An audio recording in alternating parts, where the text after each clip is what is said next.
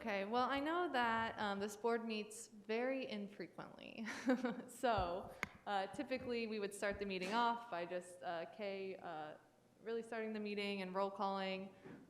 Because all of us are a little bit new to this, I guess, Kay, what's the best approach for getting through the appointments? Well, so I was thinking initially we could just go around and all introduce ourselves, and then I'll just do a quick roll call, and then we can go into the election,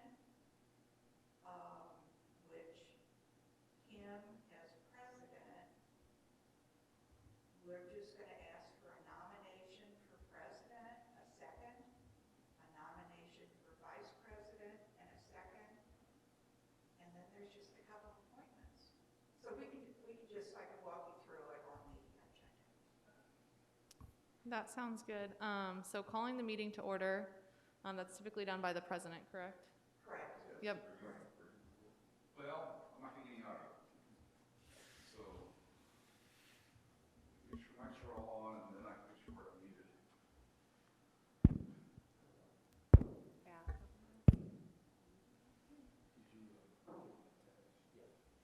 This is a public meeting.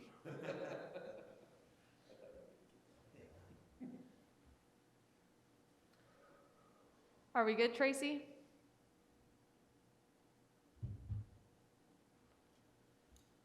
It sounds like you have audio, maybe we just can't hear it from public. Yeah, because it's on. Sounds like it. Is it okay?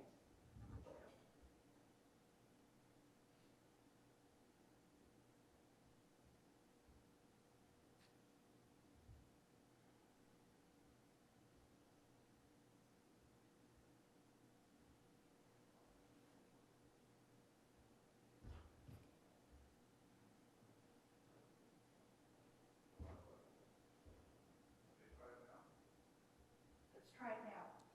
Is it good?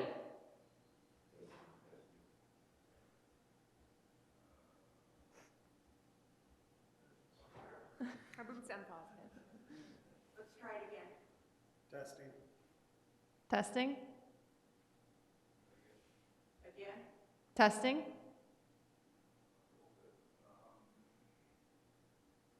getting a little. We can definitely hear you. Yeah. And you're here.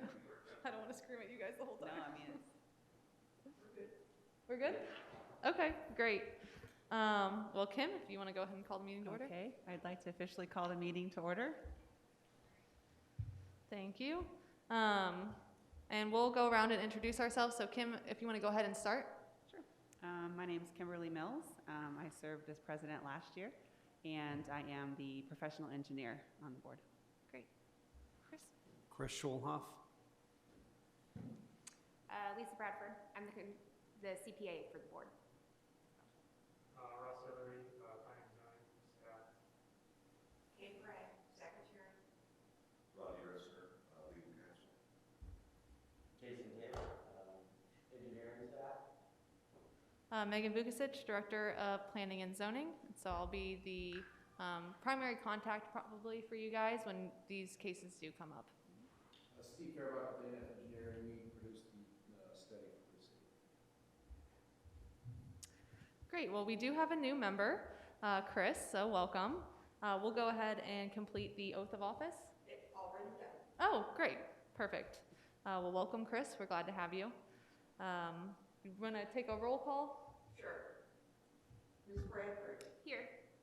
Ms. Mills, Here. Mr. Schulhoff, Here. and Ms. Troyer's absent. Great. We can move on to the elections. So at this point, we would need to nominate a president and a vice president.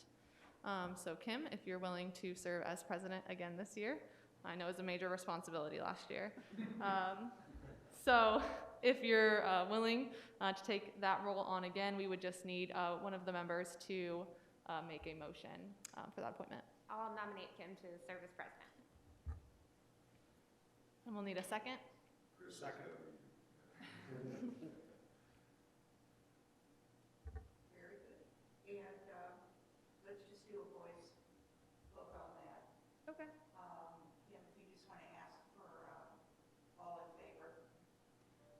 Excuse me, all in favor? Aye. Chris Schulhoff? Yes. Thank you. Great. All right, do we have a motion for a vice president? And really the role of the vice president is to act as the president in the absence of the president.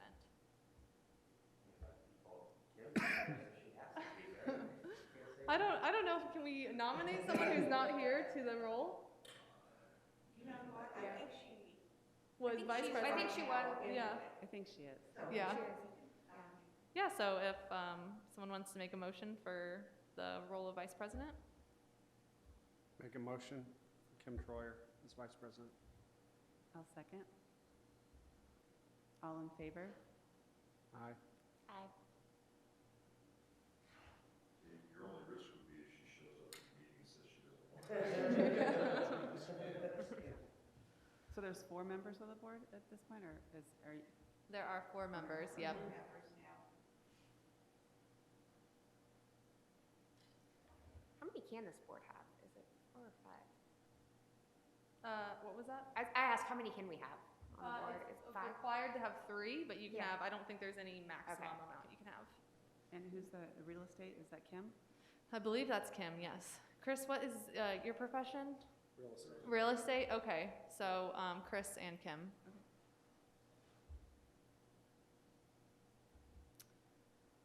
All right, so the next appointment would be the appointment of secretary. So this is really city staff. It's going to be planning and zoning staff. So we've got here all of the names listed. Megan Vukasich, it's myself. We have Ross Hillary, he's our assistant director. Andrew McGee, Jonah Butler, Bree King, Tyler Folk. All of those are just planners within our department. So they'll handle the individual cases that you all see. So really, we just need a motion to appoint those members as the secretaries. I motion to appoint these members listed here as the secretaries. I have to second, don't I? Yep. Second. All in favor? Aye.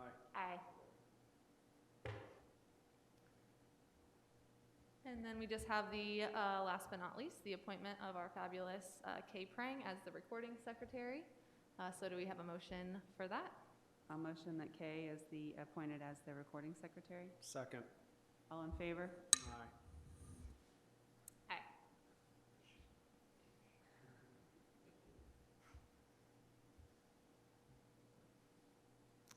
All right, well, we made it through elections.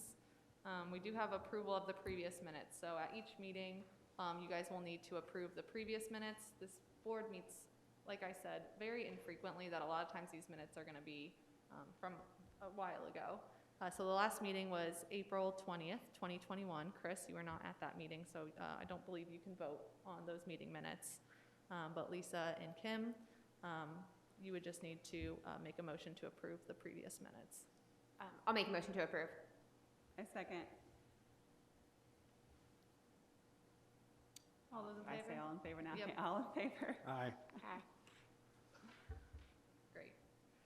We have no hearings for this meeting, so what's required of this board is each year, so annually, we'll meet in January to go over exactly what we just did. So the appointments, any oaths of office, any new members, and then staff will probably just give an overview of any updates that you guys need to be aware of. So for tonight, we don't have any unfinished business. So unfinished business would be if we had discussed previous matters and we were following up with you all. Nothing there. For new business, I do have a presentation for the impact fee, an overview for you all, just to kind of give you an update. And then we are updating our rules and procedures for this board. So I believe, I don't even know the last time the rules and procedures were updated. I think it was before 2016, but I think it even goes back further than that. So I think it was more like 2009. yeah, so To be honest. it's been a while. So we've got an updated rules and procedures. Not much has changed with that, but I'll go over some minor changes with you all for that as well, because that will require your guys' signatures and approval. Okay, so we'll just go over this presentation. I'll send this all to you as well, so that way you have it for reference in the future. So today we're gonna go over the an impact fee overview, powers and duties of this board, and then just some pointers on taking action. So there are 4 types of impact fees. We have road and bridge impact fees. We have park impact fees, which only applies to residential developments. And then we also have sewer impact fees. And so we'll go over each one of those. Impact fees themselves are monetary charges imposed on new developments to defray or mitigate the capital costs of infrastructure that is required by, necessitated by, or needed to serve the new development. So that comes straight from our city ordinance, and that is why we apply impact fees. It's really what's the impact on our infrastructure and what's the cost associated with that with these new developments. And the powers that are granted by the city comes through the state, which allows us to assess and collect these impact fees. So road and bridge impact fees, they go for road and bridge infrastructure. These are updated every 5 years, typically with the Fisher's 2040 comprehensive plan update. So our comprehensive plan is required to be updated every 5 years, and so we take that time to do our road and bridge impact fee assessment. These rates are based on a zone improvement plan that is actually completed.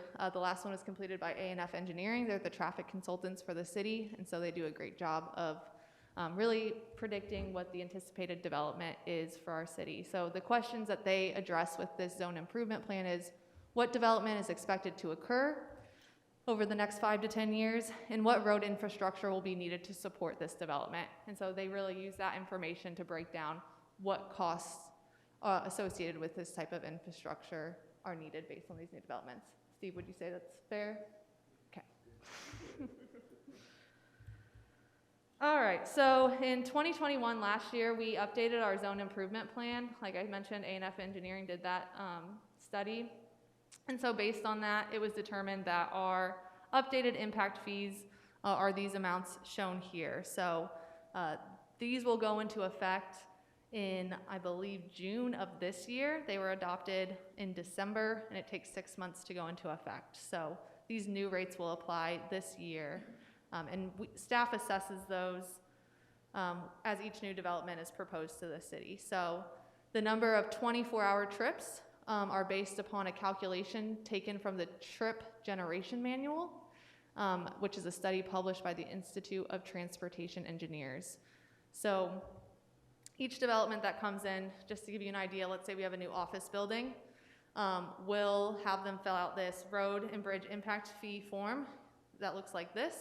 It gives us information on the square footage of the building, where it's located, the number of employees, and then A&F really uses that information to determine the number of 24-hour trips that use is expected to generate.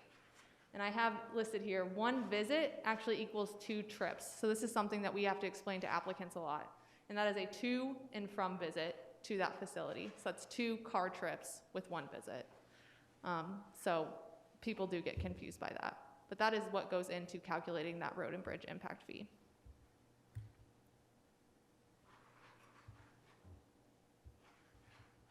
Any questions on road and bridge impact fees before we move on to park? All right. I would say this board, the most, probably 9 times out of 10, you're going to see road and bridge impact fee requests. We don't really see park or sewer. So I will just briefly go over these. Park impact fee, very similar to the road and bridge, other than what they're based on is what new parks facilities and amenities are needed to support the growth of this new development. But same as road and bridge, they're updated every 5 years, typically with our comprehensive plan. And they also are required to do a zone improvement plan assessment as a part of that. In 2021, we did this update. This was completed by Baker Tilly Municipal Advisors, and the rates that they determined were both for single family and multifamily developments, and they're shown here. And so the rate that we apply is per dwelling unit. So let's say you have a development with 30 residential homes. Each one of those homes would need to pay that $3,500 per unit with that development. And then this just shows the text isn't as important, but the gray bar shows where we stand in central Indiana compared to other communities. So the community that charges a higher rate than us in park impact fees is Carmel.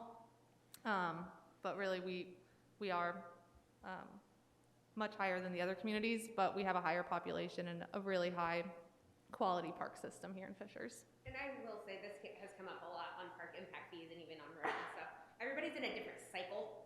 So just because someone might be lower, they may be getting ready, they may be in like year 3 or 4 and getting ready to go to year 5. So it's really hard to put where you are linearly on the, like in comparison to other cities. So Yes. just as a heads up, it's hard to quantify that. So. Yeah, thank you for pointing that out. Because if you look at our population, right, compared to the population, let's say, of Greenfield, it looks significantly different, and the facilities that we have to support that population is completely different. Yeah. How often does this change? 5 years, every 5 years. The road impact fee can change every year if there's a significant change in the land use that is coming in. So if the ZIP said there's going to be 50 homes there, and Walmart comes in, that's when we would kick in and say, hey, you guys need to look at this again, because that could have an impact where you might want to change it. Never happened. Never happened, but it can.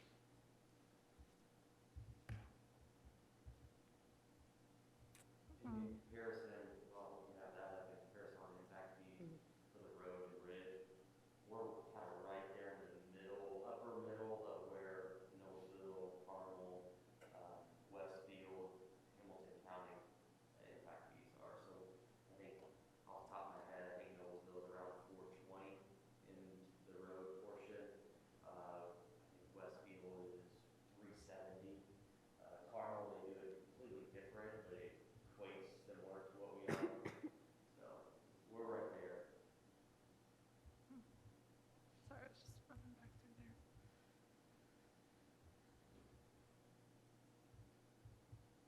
Okay, moving on to sewer impact fees. The screen is a little bit lagging behind my screen here. So these are a little bit different. They're based on EDU rate, and that's equivalent dwelling unit. That's what EDU stands for. And that's basically the sewage rate that's expected for one single family dwelling. So one EDU is the sewage rate of one single family dwelling unit.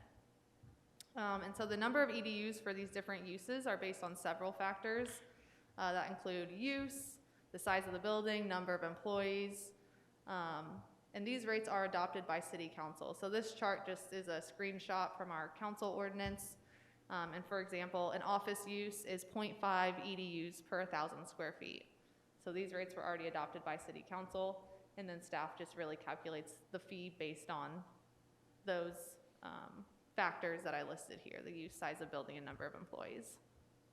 And this includes an application fee, an availability fee, and a connection fee. All 3 of those fees are based on EDUs. And I will say, we just acquired, oh, sorry, my throat's dry. We just acquired HSE Utilities. You guys might be familiar with that. And so we've taken on a much larger sewer district. Jason knows all about that as our engineering director. And so, you know, I don't expect this board to see sewer fees that often. It hasn't come up in the past, but just know that it could happen. Someone could request credits for sewer impact fees. But because of this recent acquisition, future amendments to our sewer fee rates are probably expected, but it's to be determined. We just don't know right now. At this point, we're leaving all rates the same, just so there's not a significant impact to existing customers. But hopefully in the future, we merge both of our districts and those fees. And what you said is the same. We have Fisher District, one fee, HSE, new Fisher District, the same.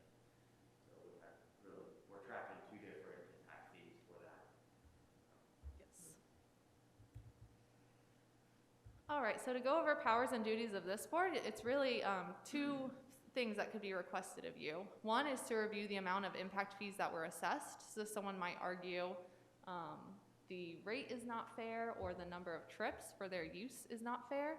And then 2, they could review the amount of an impact fee refund or credit. So let's say someone built a facility that was expected to have 50 employees, and now that use changed substantially and they're only going to have 10 employees. Well, they might argue before this board that they want to have an impact fee credit based on that change of use.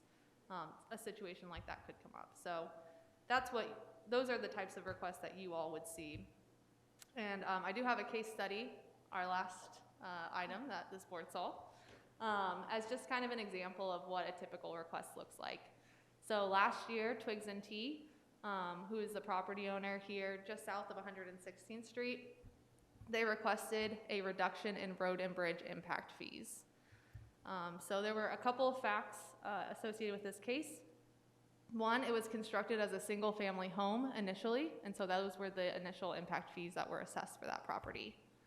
Two, they changed the use to a boutique, which constituted an assessment of impact fees. They changed uses. It was a higher intensity use, a use that's expected to generate more traffic, and so staff assessed additional impact fees with that change of use.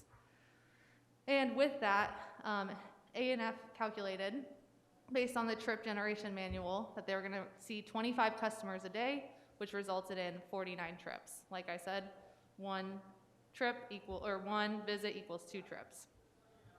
And so this was what A&F had broken down based on the proposed number of trips and then the credit for the previous land use. And so the total impact fee was totaled about $10,000.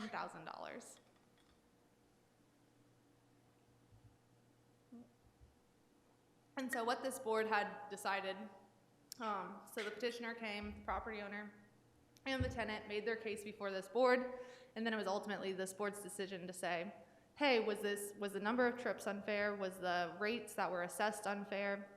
Was there any credit or reduction that we can give them?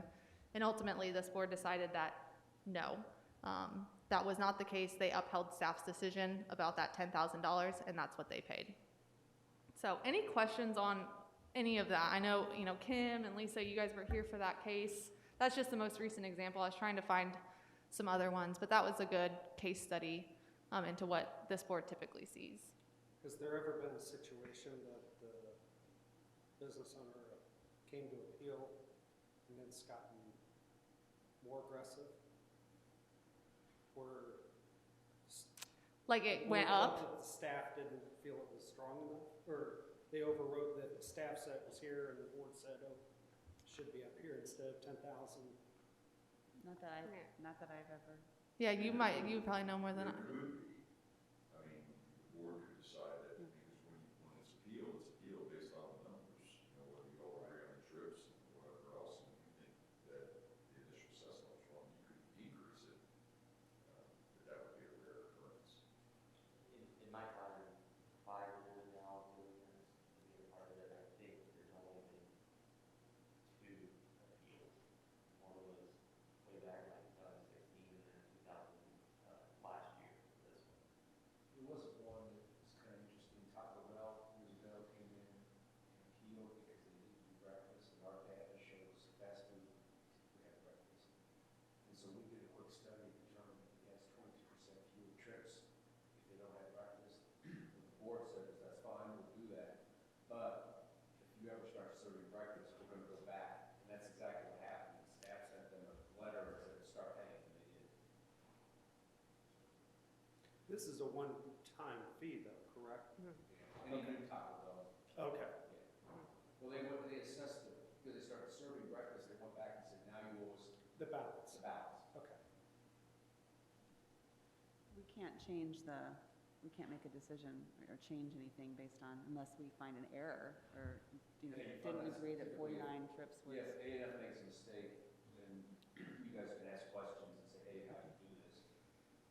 Or sometimes there's another case where a photography shop came in and didn't have a good use in our IT generation manual, and they came that day, and a lot of times staff will have a meeting with us to educate them before they come in here, not to waste you guys' time.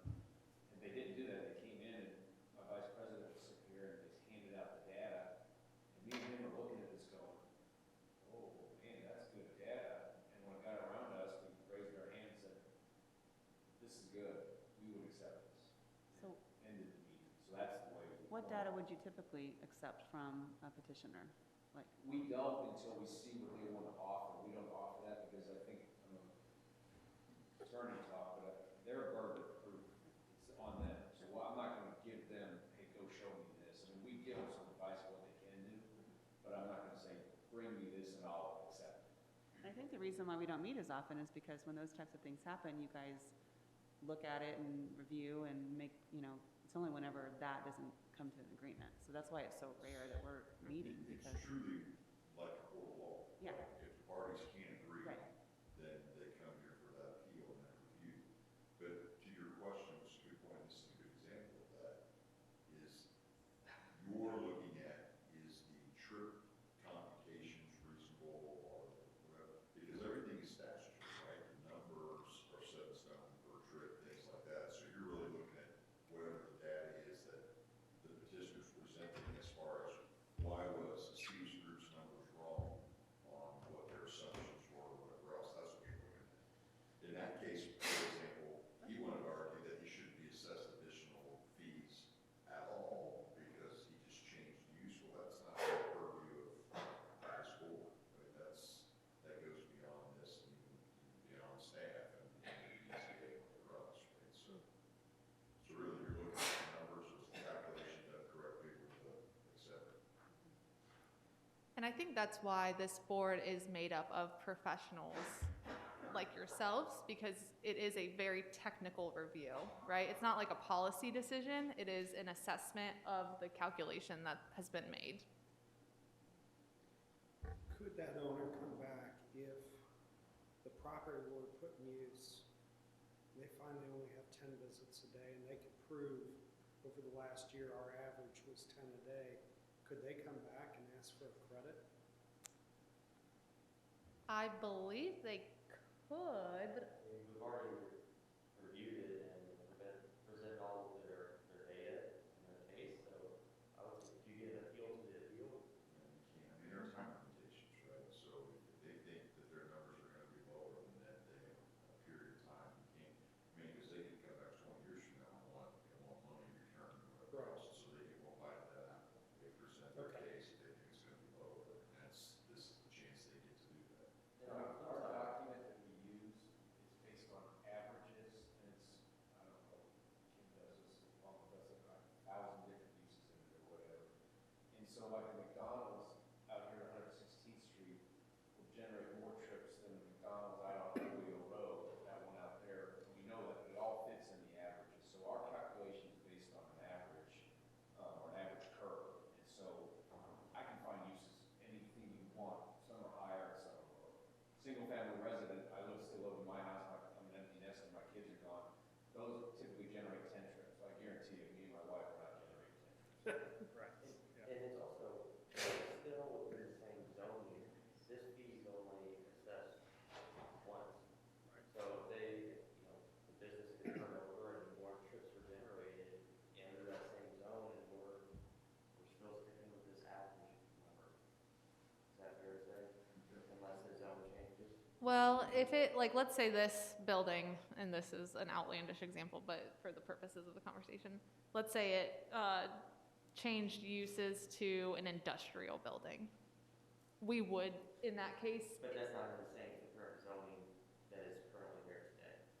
What I'm getting Yeah. at is the zone, to what Steve was saying, there's multiple different business types inside of a particular. if a Starbucks went into this location, like that would change the trips. 'Cause Yes. This is a Or this boutique. Yeah. became wildly popular in our Yeah. 20 trips a day was Oh, way yeah. grossly Yeah. underestimated. so and it's now not people necessarily today tied to the zone, but yes, like, typically uses are similar in the same types of zones, but it's not tied to zoning, it's tied to the use, if that makes sense. But the average is what we're using in the book. Yeah, in most cases, because there are some that the curve, so we'll get pretty down each. There are some cases we use average rates versus curve. You guys track the credits, like if we transfer credits. Who keeps track of those? So they're in our permitting system. Are they in P&Is? Okay. Yep. We've changed softwares over the past 30 years, so, Yeah, it's that's- different for different properties, but yes, we track it in our permitting I system. didn't know how many had credits that are like long-term outstanding credits. You know what I mean? Not more than a couple years. Yeah. When do you start collecting impact fees? When did we start collecting? 2016, I don't know, when we became a city? 1980, 1990, I think. Is it 88 or 90?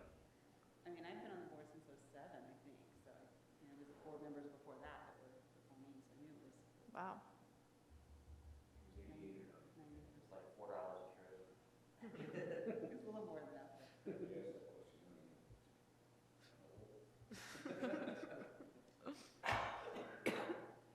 All right, and then taking action. So this is really going to be a nice introduction into the rules and procedures that you all will vote on to approve hopefully tonight. So we'll just go over members, the meeting format, and then decision making. So as we mentioned, it is a 3-member board minimum made up of a real estate broker, engineer, and a certified public accountant. This year we do have 4 members. Which is great. So if someone's not in attendance, we still are able to hold the meeting. We also have the recording secretary and then secretaries, which is staff, which we all just made those appointments.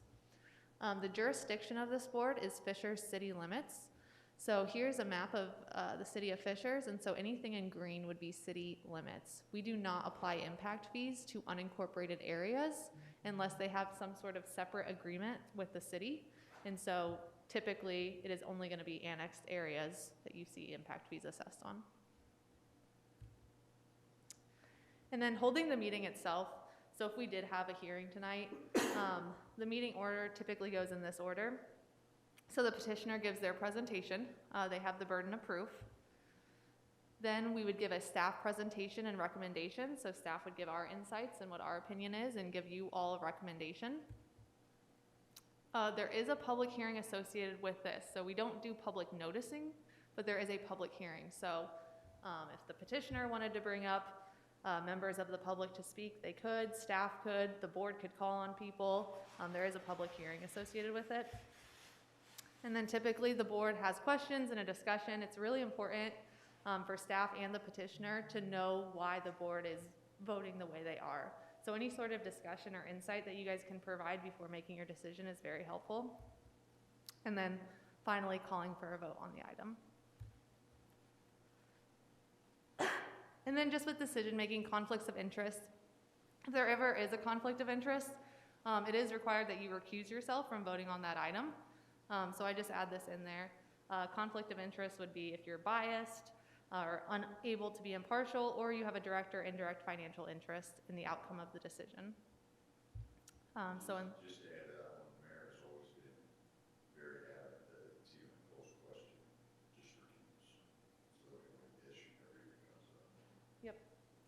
And because we have a 4-member board, you're able to do that. It won't necessarily hold up a project. All right, so that was the presentation. Any questions? Yes. So back on the slide that you talked about, the petitioner talks, the city talks, there's a hearing, and then we discuss. I'm looking at the hearing page. It says that the president shall formally close the hearing. So I'm just trying to figure out, like, when we open the hearing, is it opened before the petitioner talks, or after both parties talk, and it's opened? So and it would. Then it's closed, and then there's a discussion. I'm just trying to, Yeah. figure out where all the speaking parts are, and when the discussion happens, and when we open, when we close. Why that's so important to specifically state that. Yeah, so typically the petitioner would give their presentation, staff gives their presentation, and then you would say as the president, I will now open this for a public hearing. Okay. So you would formally open the meeting, or the public hearing. That would invite the public to come out and speak. Let's say no one was here, then you would just say, all right, Okay. seeing no one, I'm gonna go ahead and close the public Yeah. hearing. So then you just close it at that time. Got it. There's rarely people here, but there's even 1 or 2. Yes, Okay, yeah. so that's the point. Okay, thank You you. can always ask questions in the meeting. Sure. I mean, even though it's a formal process, it's still fairly informal. For example, in our plat committee, I was the president this past year, and I was a rookie. So I was constantly saying, well, what's the next step? I mean, I've been doing this forever too, and I still ask these questions. I just don't do it very often. You Yeah. don't remember. Okay. So when we close the hearing though, then that's when we start discussing and having our open talk and ask questions about the situation and talk. And if there is public here, or the petitioner sitting there, as you guys discuss it, you know how that works, right? They go, well, that's not what I think. They've had their chance to give their say, and that's it. Yep. Now, you guys as a board could decide to give them additional input if you want to, but you are well within your rights to tell them to sit down and be quiet, because point is we close the hearing and then we Yeah. openly discuss, ask any question we want, talk amongst ourselves publicly, and then make the motion. But any discussion we have is open to the public to hear. Right here in the room.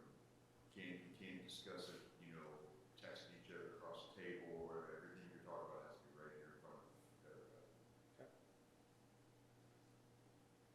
Yep, and all of our meetings are live streamed as well, so they're on YouTube if someone's watching at home right now. Yeah.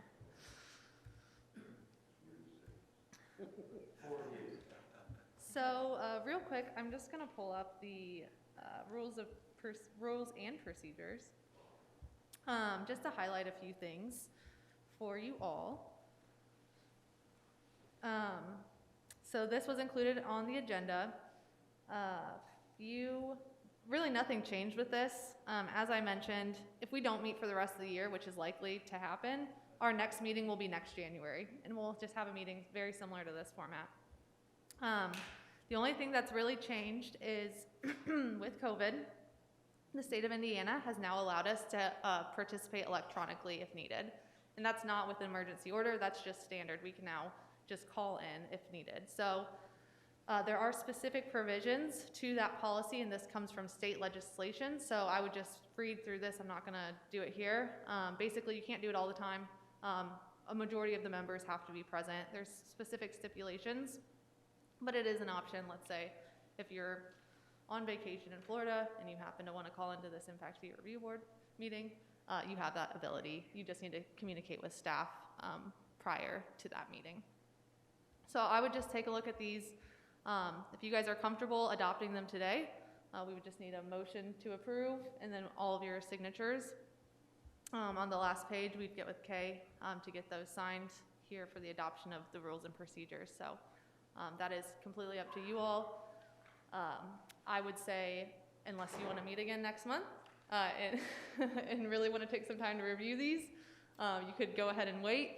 Or if you guys are comfortable with it, I would go ahead and make the motion to approve. I'll make the motion to approve. I'll second.